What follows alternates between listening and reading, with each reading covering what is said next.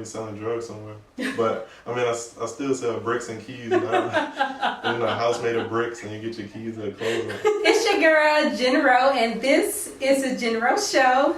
Today we have Mr. Jalen Norwood joining us today on a very good special. Mr. Jalen is a top dog real estate agent.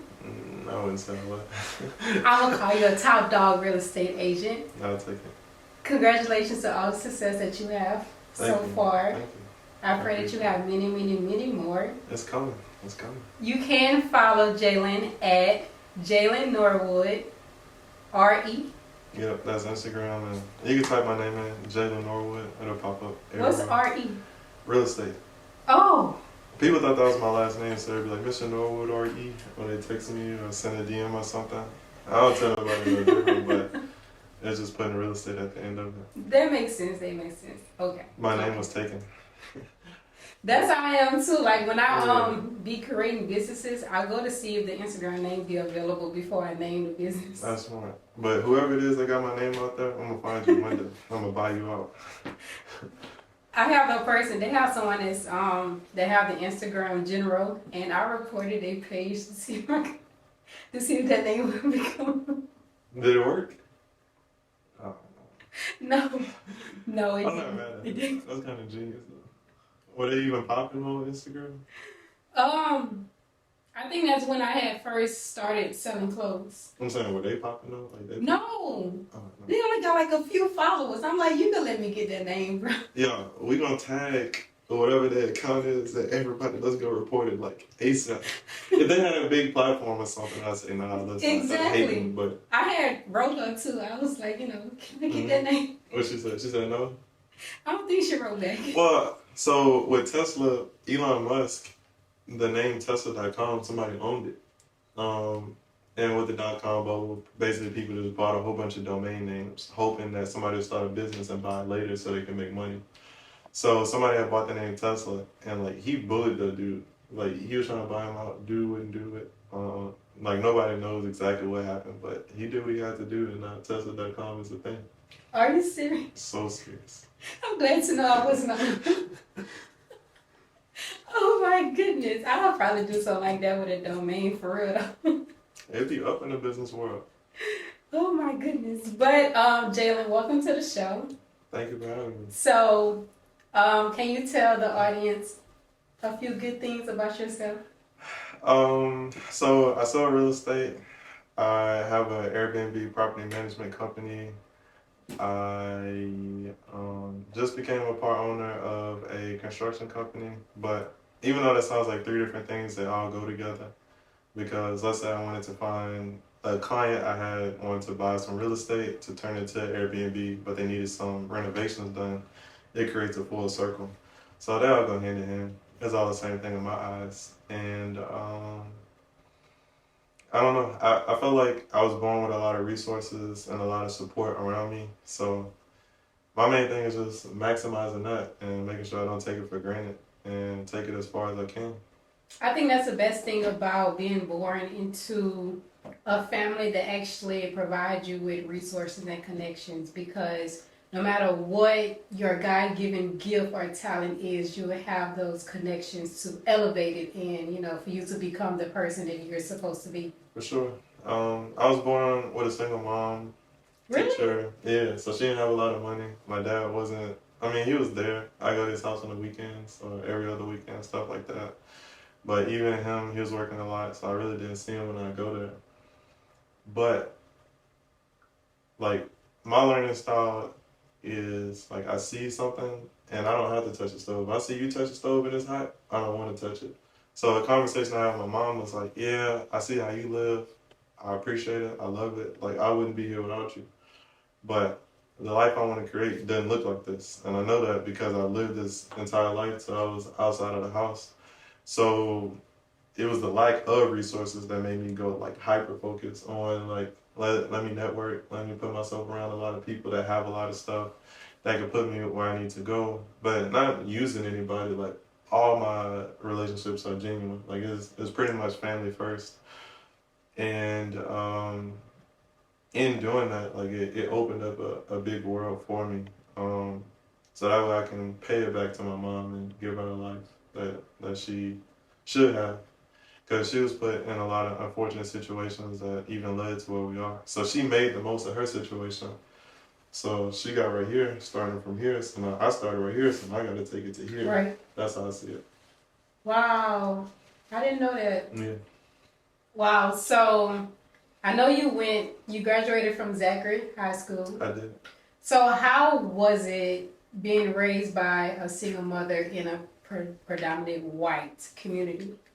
Okay, there's a lot to that. So being raised by a single mom, I didn't have the masculine energy in the home. So like, I guess you would say like I was more feminine, like in a way. I didn't know what it looked like to be a man or how to operate like that. I don't like that. I'm sorry.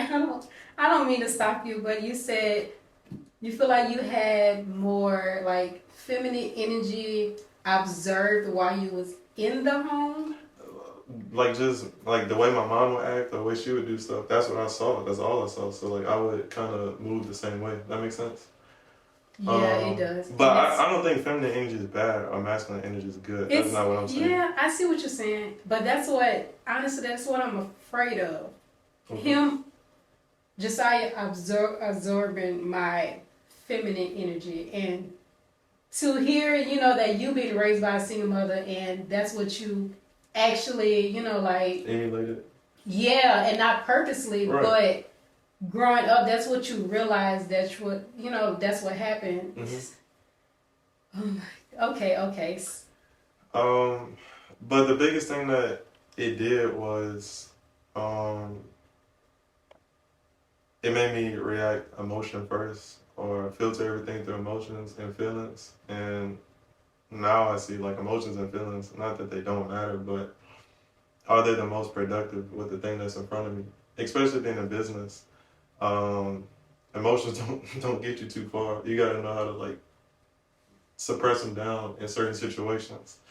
And sometimes it's good to be emotional. It's good to be passionate, fired up, happy. And sometimes you gotta put people in their place so they know not to treat you a certain kind of way. And it's not necessarily feeling anger, but passion about like, okay, I gotta check this right here, right now. Right. So there's a time and place for emotions, but I just think having emotions at the forefront all the time just put you everywhere. And so I prefer more neutrality, as you could tell. I see. Yeah. So where did you feel like you received more of your masculine energy growing up, being that you was raised by, like your mother? So once I got out of the house, I kind of seen like, or even being in NNNNDDD, so I'll put that as a great example. So my mom had a boyfriend. He lived in NNNNDDD, so I hang around with his son, nephews, all that. Like we just bad kid stuff like all day, every day. We had 10th Street Park, fighting, playing basketball, doing whatever. And like being around that, like the way that those kids acted versus how I acted, or how I seen people acting at Zachary versus NNNNDDD, it's like that was a big switch and a big change for me. So that kind of sparked it. Like, okay, I'm different. Now what do I do about it? Do I like it? Do I not like it? Now like, nah, like the people I look up to, they don't act the way that I'm acting. But to clarify, me saying being feminine is just like not gay or anything like that. Just more female tendencies in certain situations. But once I got older and I kind of had that awareness, I would think about situations I was in, like reflecting back on it, or how would I handle the situation moving forward, that type of deal, and just making it less emotional, and that it helped me find myself, because now I was able to think with logic in my brain versus just acting because I felt a certain kind of way. Okay. So with him saying that he been to NNNNDDD and 10th Street Park, I didn't know that. I did not know you knew anything about NNNNDDD. What? Hold on. I gotta. You gotta start doing your homework. So, my grandmother is a Saison from NNNNDDD. Really? So like Saison Lane, like that's named after my family. Like I got uncles that still live on that street. Like I grew up in the roots, like I ain't a gonna little lie, bit. I thought you was just a product of Zachary. I'm gonna be honest, I did not know you had family in New Rose at all. What?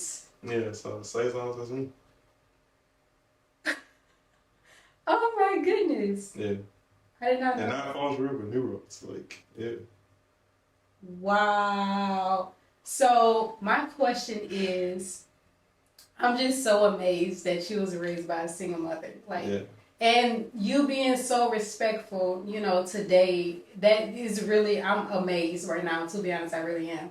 So, my question is, do you feel as if your father was in your life more, do you think you would be a changed man today? In ways, uh, but I'm happy everything played out the way it did. Cause like the way I feel now and the man I am today, like I wouldn't trade it for the world. But I think it could have been different. There's a lot of headache I could have circumvented. But I ultimately just think God just had his hand on me through a lot of things and it just kind of worked out. But yeah, I think it could have been a lot different had he been there. I probably would have been more caught up, if I'm being honest. I probably would feel more comfortable. I probably would be living a more average life, or having a more average mindset. I think, but I mean, we'll never know. I'm just truly amazed, but guess what? We gonna talk more about that off the camera because I'm honestly, I ain't gonna lie, I'm truly amazed. Like I really am. But I got more questions for you in regards to that topic off the Okay, camera. but shout out to my mama. She did a great job. And that's why I'm amazed. Yeah, Like really, shout out to her. That's why I'm amazed. I really am. She really like she got more times in Neros than I do. Like she got a lot of family that we aren't related to, but we regard as family because of like people she didn't stay with, live with, all that out that way. So yeah, The support was in the roads. kind of. I'd say family though. I wouldn't necessarily use the word support because just because somebody your family don't mean they're supporting you. True. True. That's true. Okay. So is your mama from the roads? Mm, no. Okay. Okay. So how long were y'all in Zachary before you started pre-K in Zachary schools? So I was born in Metairie, outside of New Orleans, and we lived in Kenner for a while.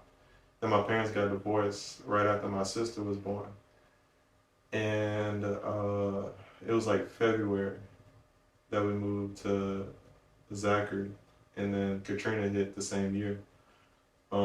So we moved before Katrina. Okay. So, but I mean, I'm pretty sure I went straight to school as soon as or like I was starting school that fall whenever we got there. So I was in Zachary just a little bit. Okay, okay. And so being that you did graduate from Zachary Right. and you went to LSU Mm-hmm. and you graduated early from LSU, Right. how was that? So, like how was Zachary or LSU? Yeah, how was like going from a community with predominant white people, then going to a school with more predominant white people? Okay. How was, how was that for you? So, starting off, I didn't really know the difference. I didn't really see a lot of racism. Like I've been called the N-word to my face by a white kid before, or during like the Colin Kaepernick stuff, like I wouldn't stand up for the pledge, and so that started stuff. But like it was really smooth, if I'm being honest. And so I felt like I had to go to HBCU, and going to college. Cause I think it was like a few like racial tension things that happened. It was like after out in Sterling, all that kind of stuff. So I felt like I had to go to Southern. But my mom, she went to Southern. She was like, oh, like I didn't really have a good experience. Like I prefer you not. Like it's better out there. So then like Morehouse is where I was definitely going in Atlanta. Like I just knew 100%. Like that was the school I was going to. I visited twice. I got accepted. Like there, you had to do like a video submission. So I did my video. I got accepted. But when I crunched the numbers, it was gonna cost me $300,000 to go to school there. I don't have $300,000. But I had a decent ACT score. I took college credits in high school, so that's one opportunity I'm glad Zachary gave. The ability to do dual enrollment and get those credits, and then they also pushed ACT a lot. So me being forced to practice at school helped me, I guess, do okay on the test. I still could have did better. But I say I like to say that all added up to where if I went to LSU, I get paid money to go to school instead of paying them money. Right. Because I had a couple scholarships laid on top of each other. So ultimately, I ended up going to LSU. And that's how you was able to graduate early? So I graduated early because I started college in 2019. And so my second semester of college was 2020. So COVID hit. And so once COVID hit, we were forced to do stuff online. I had already started taking, I think, extra classes per semester at that point. I had 9 credit hours, which is like, I think the equivalent of about 3 classes. So having that, stacking my semesters up, and then being that it was COVID, I mean, everything was on Zoom or like on computers, so I was able to finesse my way all the way through college easily. Gotcha. So, I don't know. In a lot of other countries, like let's say you want to be a nurse, you just do nursing stuff. You don't have to take a bunch of classes that don't matter. College is just getting money from you with prereqs because, of course, they might help, but I mean, if I get $1,200 a kid for this one semester of classes, like, why would I not? It's a business at the end of the day, and we just fall into it. I think that's my exact thought on college. I think it's just a way, to get money. But I also have this thought that college is also a way to teach younger adults on responsibility, time management, and how to focus on what they really need to do versus what they don't need to put too much time on, like partying, things like that. But I'm someone, if my child don't want to go to college, you don't have to go. But if you don't go, okay, you need to have a game plan in place. Right. You need to show me what you want to do. So college for me was plan B. I got my real estate license my freshman year of college. I studied for it while I was in high school. And then over the summer I was able to take the test. I failed it twice, I think, before I passed it all the way. Like I passed, you gotta take 2 parts. I passed the first part the first time. The second part, I failed it, and then I went and took it again, and then I passed it. I realized I just had the wrong study material. Like when you take the test, they don't give you study material. Like you gotta, really? At least through the course I took. Like it was like you gotta get it how you live. Like some, they have resources in place, mine just didn't. Okay, so that was something I wanted to ask you too. So for someone who's watching the video, and also for myself, because I do see myself, tapping into real estate in the future when it is time for me to do that. What are some tips that you would give for someone who's looking to start real estate? Make sure that's what you want to do. Of course, you see, you got Boss Batty Bay, that's a realtor, and she looked like she killing it. So like the lifestyle, it looked good, but there's a lot of freedom with it. And even me, like I have to make sure I check myself with all the freedom, because there's nobody wake me up every morning. Right. There's nobody telling me what I have to do. So I have to make sure I have that discipline within myself to make sure I'm getting what I need to get done every day. And there's also a numbers game. So for me, I have to talk to about 100 to 200 people before I find one person to look to buy a house. So that's 100 to 200 no's before I get one yes. So okay, can you deal with rejection? Like does that feel good to you? And can you wake up every day and go talk to all the people you need to talk to make that number happen? And if you feel good, then great. Let's rock out. Let's go do real estate. Let's make it happen. But if that's not what you're looking to do, then there's no pressure. There's a lot of other avenues of real estate. You could be a real estate investor. They have mortgage lenders. They have inspectors, appraisers. They got people who just process paperwork, title attorney. Like, it's a lot of people within the field that I'm in. But if you want to be an agent, you just gotta lock in. So when you say you have to get so many no's before you get a yes, I know being in insurance is kind of like the same thing. Mm-hmm. You gotta get so many no's before you get a yes. But I didn't think it was that in real estate. I just thought, honestly, when people see you do real estate and they ready to buy a house, they'll hit you up, hey, I want you to be my agent. So when you receive that many no's, who don't want to buy a house? Who don't want to at least see if you qualify to buy a house? A lot of people, they scared, or they just feel like, oh, I can never do that. Look at me in my situation. And the people that really feel like they can't do it are the ones that can. And the people that's like extra happy to go buy a house, like we run it, and their situations toe up, which isn't a bad thing because they said the best time to plant a tree was 20 years ago. The next best time is today.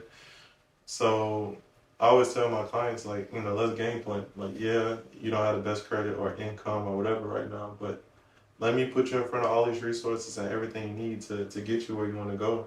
So you don't have to be ready to buy a house today for us to talk. Let's figure out when the best time is. But for me, it's a little bit different too, because I'm 22 years old. So a lot of the top agents or other people that you see, they worked the job for like 8 years. So all their coworkers looking to buy a house. Right. When they went to high school, college, wherever they went to, like not all their peers in their 30s or whatever, so they're in a position to go ahead and buy a house. For me, it's a little bit different. I was 18 when I got my real estate license, so how am I convince grown, tax filing adults with kids, real world problems, while I'm just sitting here in college, fresh out of high school, to go buy a house? It's a little bit different for me, but a lot of people, like you say, they don't have to deal with as many no's as I do. That's true. I didn't even think about that at all. I just always start when people know you as a. I'm sorry to cut you off, but when I tell you the amount of family members, friends, people I went to high school with, that I watched buy houses with other people, it's crazy. I already know how the game goes. I said I want to create a list so I could always look at that list like that's never gonna happen again. But like, especially at the beginning of this year, like I promise you, I went on Instagram for like 2 weeks straight, and every time I went on, I saw somebody I knew that bought a house with somebody else. Really? Do you think it's someone they went with that agent because maybe they was related to them, or they was referred to them by someone else, or they just decided not to go with you at all? I think it's a top of mind thing. So until like I put it in somebody's face, like, hey, I do real estate. Like they see Jalen, the Jalen that they know, but they don't necessarily see Jalen, the realtor. So until I bring it up, they're like, yeah, I forgot you're the real estate agent. Matter of fact, so it's my job to stay in front of people like, hey, I'm an agent, I'm an agent, I'm an agent, I'm an agent, as much as I can. So whenever that time does come, or they do come across somebody, it's coming to me. But I mean, I really haven't had a bad experience with real estate. Like, I'm big on making mistakes, but like I don't really make mistakes with my clients that much. So it's not like it's ever been a case where I have a client that just had like a really bad review of me, or I did something wrong, or like I make sure I keep my name crystal clean, squeaky clean, crystal clear, all that kind of stuff. So I don't know why they do it. They just be hating. That's something they really be doing. If you buy a house with somebody else, I still love it. But I think what plays a part in it too, just being that they know you, they probably don't want you to know like their information.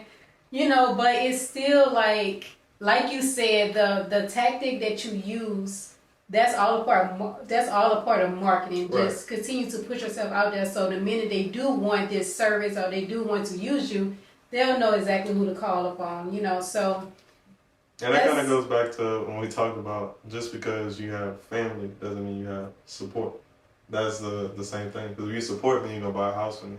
But we still family after that. You just didn't support me. Right. But I really just think people just really be scared to. I don't know. When they know you, they really don't be wanting you to know their information. Yeah. And that's fair. But it's like, I'd rather trust somebody that I know, you know what I'm saying, versus somebody that I don't know, especially with that kind of business. Right. And then, I mean, the person that have all your information is the lender. I'm the one that just show you the pretty houses. It's the bank that have all your income and debts and all that. Yeah. And so they have client confidentialities that they have to abide by. So there's certain things that I can't even know, that I don't want to know. I just need to know, okay, this how much house you want? Okay, let's go find it. And that's it. Like, I don't need to know all your business to sell you a house. I promise. Is that easy? It is. Okay. I really like the sound of that. Like, buying a house is not that hard. The lowest you need is a 580 credit score. But once you have like 620, 640, you qualify for more programs. They're gonna want to see 2 years of tax returns, bank statements, making sure that you're still working, make sure that you have a current job, and as long as you don't have too much debt, so where they can't squeeze a house in between what you're making and what you're about to spend on the house, like it's smooth. Like it's not that hard. It's probably harder to go get like a regular loan than it is for a loan for a house, depending on what you're trying to do. Wow. Wow. I didn't the time that I bought mine, I really didn't even know that I was actually gonna get a house, to be honest. That's how I was probably one of those ones that would tell you no because I probably think I can't get it versus knowing that I actually can. Yeah, I would have been one of those. Yeah. So you just and people are afraid of what they don't know. So a lot of people are like, I want to buy a house, but I'm scared. Of course, you're supposed to be. When you don't know what you're stepping into, or somebody blindfold you and push you into a room, like you're gonna feel fear. But if I could, slip that blindfold off for a little bit so you can see, and then take it off eventually so you can see like what's going on, where we're going. So, with a lot of my clients, I always like to have initial consultation where I lay out the whole process in front of them, so you can see like this is all we're about to do. That's it. All they be wanting to do is just to be educated on what's going on. That's it. That's all. But I do feel like it's some people that really don't be deeply educating people and really let them know what's going on. And so, great example of that. I have a client. She bought a house, and we're about to get her to get another house. But I felt like timing was off. She felt like timing was off, so we were like, let's not do it. Another realtor, they gotta get them bills paid. So they going, nah, you gotta buy this house. Like, get it right now. Like, and they going, it's smooth. She was able, with a lesser house note, get double the house, like in size. She got a 4-bedroom, 2-bath. The first one was a 3-bedroom, 1-bath. It was brand new construction. It was all that, and it was just because we were able to have the discernment, like, okay, it's not the right time. And she didn't think she could get a house in the beginning either. Right. So she was one of them, and it worked out very, very well for her. Wow. So you've been a top dog real estate agent. That's her words, not mine. Top dog real estate agent. So what would you say? Let's say we have a viewer that's watching this video and they've been on a job for, let's say, I don't know, like 8 years, and they're tired of paying rent, and they're ready to buy a house. So what are some tips you would give to that person to make sure all of their ducks are in a row before they go ahead and start the process? Make sure that you are conscious of your budget, just in general. Like, what are you spending on daiquiris? What are you spending on a Netflix subscription? That type of deal. So you know it's coming in and out, and you know how much you can stomach. Because whenever you buy a house, the lender doesn't look at how much money you make in a year or how much this house costs. They look at how much are you making per month, how much money do you have going out per month, but just debts. They're not looking at like your everyday spending, just like loans or something. And then they're also looking at this house. This house costs X amount per month. So they're trying to fit in how much money you have coming in per month, how much money you have coming out per month, but how much house can we fit in between that? So just being conscious of what's going in and out per month, and knowing what you're comfortable with paying every single month. And that comes with sacrifices, so be comfortable to sacrifice. So I had a client, she liked to go out, she'd be outside, she turned up, all that. But in order to get a house, like, we had to slow down some of that spending, because when you go out, you gotta get your hair done, you gotta get your makeup done, you gotta make sure you have a fit. You don't wanna wear the same type of fit every single time. So, I mean, stepping out the house costs like $100-$200 every time. True. And if you go out Friday night, Saturday night, that's $200 to $400. And you do that 4 months out the week. 4 weeks out the month. I mean, you multiply that by 4, that's a lot of money. That's a lot of bank. So if you can cut that out, that's more house that you can afford. And now you're not making your landlord rich anymore. A house is like a forced savings account. You're putting that money to the side, and then it's getting interest at the same time because houses appreciate as an asset. So it's something that makes money over time. So you're just putting that money to the side basically, because whenever you sell, you'll get that back and then some for the most part. Okay, that's some real good advice. So my next question is, I bought my house when I was 22. And I'm gonna be honest, when I bought my house, the stuff that was telling me, I didn't know nothing about that. Right. I didn't care to even question more about it to understand it. It was just until last year I just learned about escrow. Literally last year. So and I've been having my house October made 3 years. So would you think? Telling your age? 26. I'm 26. I'll be proud of. I think when I'm gonna get older, I'm gonna start hiding my age because I just see a lot of women do that. So, so would you say there's a certain age limit that should be ready to buy a house? Or I know you could buy a house at any age when you're actually ready. Are you asking like is somebody like 37 sitting at home renting, like should they be renting? For someone that's let's see, is there a too young to buy a house? Is that a thing? No. Because let me say this, let me add this on to that question too. And I asked that because sometimes I question, was I too young to purchase my house, even though I got it, but I still question, I gotta have this house for years. Mm-hmm. You know what I'm saying? So it's like now I'm grounded versus being in a place to where I could rent and I can move wherever I want to versus buying a house, and now I'm grounded for a certain amount of years before I'm actually able to move. So it all just depends on your life and are you ready for that? And I'm never going to be the agent that's like, just because you can buy a house, go buy it. Or just because you can afford this amount of house, we need to squeeze it up to that amount. Because I had a client one time, she was approved for $260, but we went and bought a house that was $205. And like it was the perfect payment for her, everything. But for your situation, what I say is,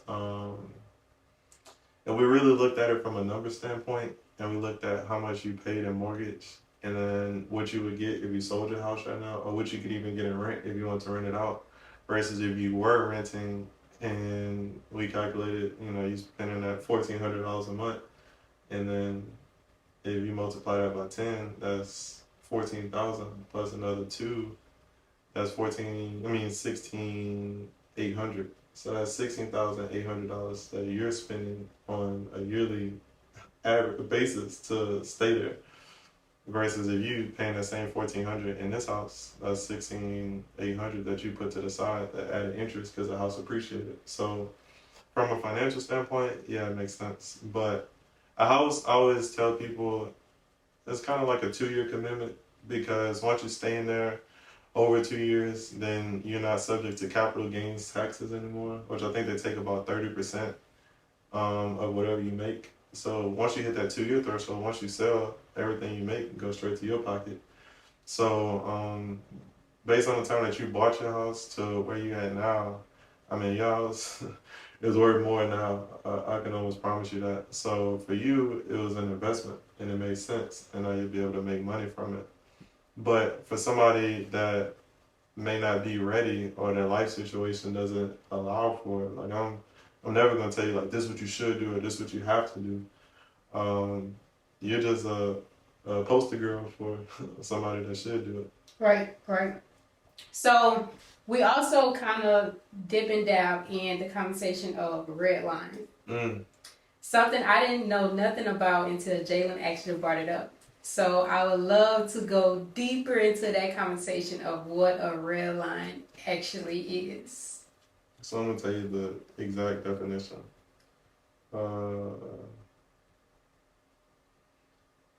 It says redlining is an illegal discriminatory practice in which mortgage lenders deny loans or insurance providers restrict services to certain areas of a community, often because of racial characteristics of the applicant's neighborhood. So basically, back in the day, they would look at a map, they would draw a red line around certain areas, and they would make sure to keep one race on this side of the red line and another race on that side of the red line. And that's a real thing. So we were talking about here specifically, and there's another thing called white flight. It all kind of go together in gentrification. They all like buzzwords within the same realm. But if you look at Scotlandville, at one point Scotlandville was all white. It was booming. It was affluent. And then black people started moving in. So then the white people that lived there moved to Baker. Baker booming, whatever. They taking their resources once the black people move in, and now they go to Zachary. So now we're kind of Zachary, and there's a little bit of a white flight happening to St. Francisville, Central, Denham, those type of places. But it's a real thing. And to take it a step further than that, we had the 2016 flood. So this is all speculation. This isn't confirmed on my part. But if you look at flood zones, most flood zones are black neighborhoods and not white neighborhoods. And then there's certain black neighborhoods that didn't flood that are considered flood zones, and there's certain white neighborhoods that did flood but aren't considered flood zones. So I don't know if there's a racial thing happening there, and I don't think that applies to all neighborhoods, but it's just a commonality that I've seen on my end. So even that, that's crazy. You said 2016. Yep. The chart, it shows that most black neighborhoods was the one that flooded. I wouldn't say most black neighborhoods, but most neighborhoods that are considered flood zone are black neighborhoods. Are black neighborhoods. Yeah. I know when you buy a house, that's the main thing. The insurance company and the lender question is if it's a flood zone, and it also determines the price of the house too. And even if you go get flood insurance, some insurance companies won't even cover a house that's in a flood zone. So to put it in perspective, let's say you have two identical houses, right? And one of them is 200,000, one of them is 150,000. The one in the flood zone is 150,000 because once they add the flood insurance to it, you're gonna be paying the same amount as the person that's paying for the $200,000 house. So they lower the price because you're gonna have to gap it with the flood insurance. And so like for some people, a flood zone could make sense, but to me, unless another flood happens, you'll never ever see that money back. So I don't push my clients towards a flood zone. But sometimes we'll find a perfect house. The flood insurance isn't too much, and the house probably won't flood. So for some people, it makes sense. So I won't push one way or another, but I always try to not put a client in a flood zone if I can help it. But I wonder if that's just another way for white people to gain more money. If they push in more of the black people in a flood zone and lower the prices of the houses, but knowing the flood insurance is going to be sky high to where it's going to still equivalent to the amount of a house that's not in the flood zone, I wonder if that gap of the difference is still a way for them to make money. So that's a great question.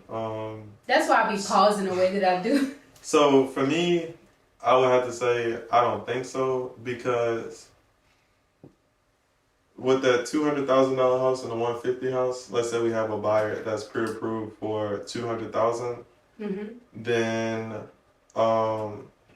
even if they get the $150,000 house, the lender's looking at, okay, how much flood insurance do we have to pay per month? So that'll determine. So like, let's say we're specifically flood zone shopping, then and they're pre-approved for $200,000. I mean, we'll have to shop in the 150, 160, 180 mark, because the flood insurance will offset later.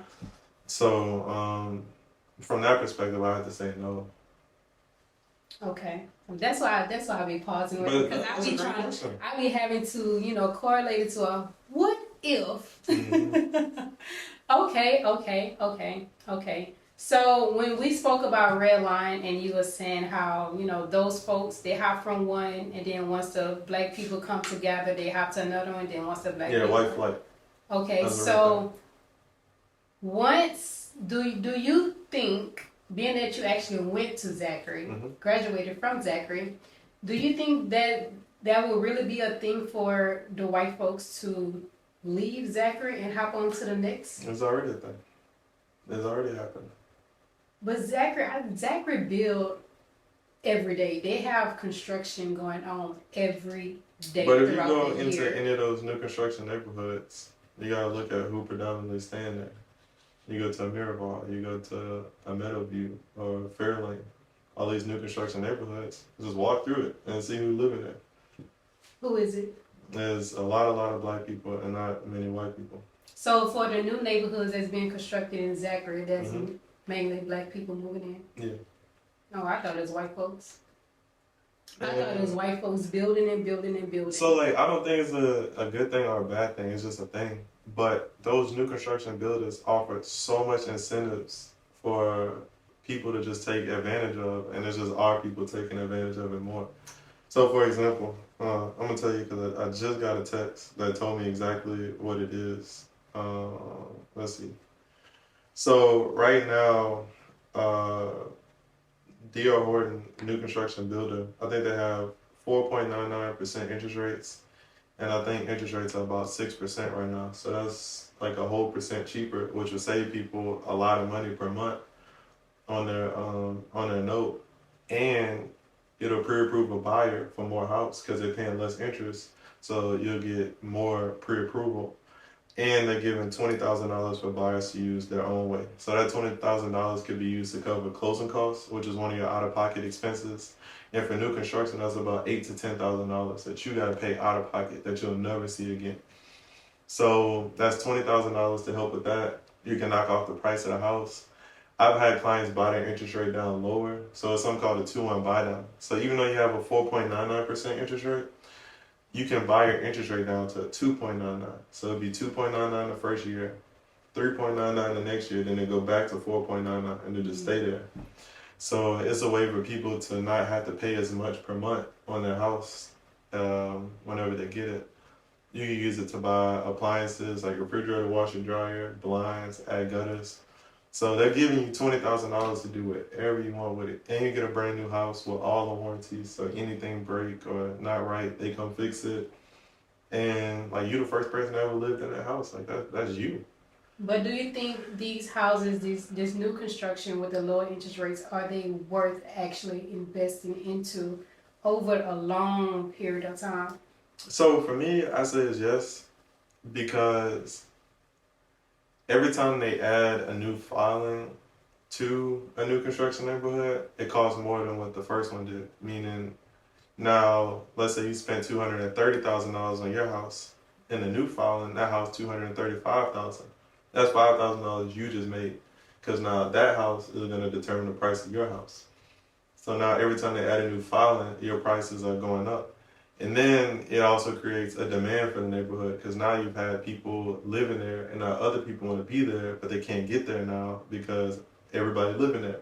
So once you decide to sell, now you got people that's waiting to be in that neighborhood. So new constructions appreciate crazy fast. Usually you'll see it once it hit that 2-year mark, a lot of people put for sale signs up, and a lot of people will look at that something must be wrong with the house. But no, that person about to make 40, 50 bands in 2 years. Wow. Just by selling their house? Just by selling the house. Wow. So, what was the question? Oh, I did hear that interest rates are lowered. Mm-hmm. Do you think there is is there a real deep reason for that? I just think they went too high, and the Fed seen that, and now they're trying to correct and go back down to make a more stable market. Because once it was too high, houses were still selling for sure. They just sold at a slower rate, and so I think that they're trying to drop it back down to stimulate the economy a little bit more. I think real estate is one of those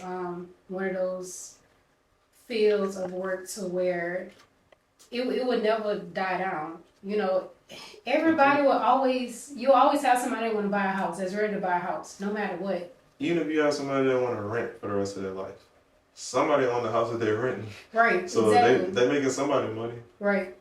So with renting, how does that tie into like a real estate agent getting paid? Like if I help the client that wants to rent a house. Yeah. So like they'll have like a flat fee or a small percentage. Like you'll make a couple $100 at best. So I kind of stay away from rentals for the most part, but I make exceptions. Like if I see somebody really need it and I can help, but it'd be like the same amount of work, but like not that much. But I'm not driven by money too much, so it just depends on the situation. Like I've helped a lot of people get into rental houses. Okay, and that's what I wanted to ask you too. What made you get into real estate, being that you graduated from LSU with a whole degree? So I was 18. I was still in my freshman year whenever I got my license, and my uncle, he saw real estate in New Orleans. So he was saying that this was a way for me to make money while I was still in college without having to punch a clock or work a job that'll take away from my studies. It was a way for me to lock in, focus with school so I could get out early just like I did.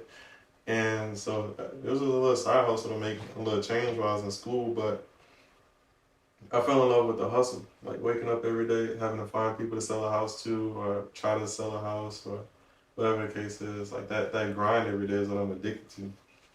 And like I'm just glad it's this. I'd probably be selling drugs somewhere. But I mean, I still sell bricks and keys now. You know, a house made of bricks and you get your keys and clothes on. But like especially as a kid, like I was easily influenced. So I feel like I could have went on the wrong path so easy. So like where I was raised at, even the street that I was raised on, like it wasn't no trouble I could have got into. And like all my friends, it was in sports. So they wasn't getting in trouble, so I didn't get in trouble. So like my mom did a good job on that front too, because I'm not special. Like I would have fell to the same things everybody else did. Right. I think as a single, I could speak for this because I'm in, you know, that predicament. But as a single mother raising a black son in this world, you do have to make a lot of sacrifices, and you really have to stay on top of so many things that can be overwhelming because you want the best for your child. So, your mom's really did a she did real good job. Yeah, she oh my goodness, I would love to meet her. I ain't gonna lie. Oh, what make it happen? Y'all got the same name. I'm gonna take control of your show. Go ahead. We were talking about like I was singing a song. She was like, "Oh, you listen to DR music, whatever." Like you listen to what's that? Slaughterhouse. Yeah. Bow. But even though I'm very professional, like I'm still me at the end of the day. Like that's the kind of music I like to listen to.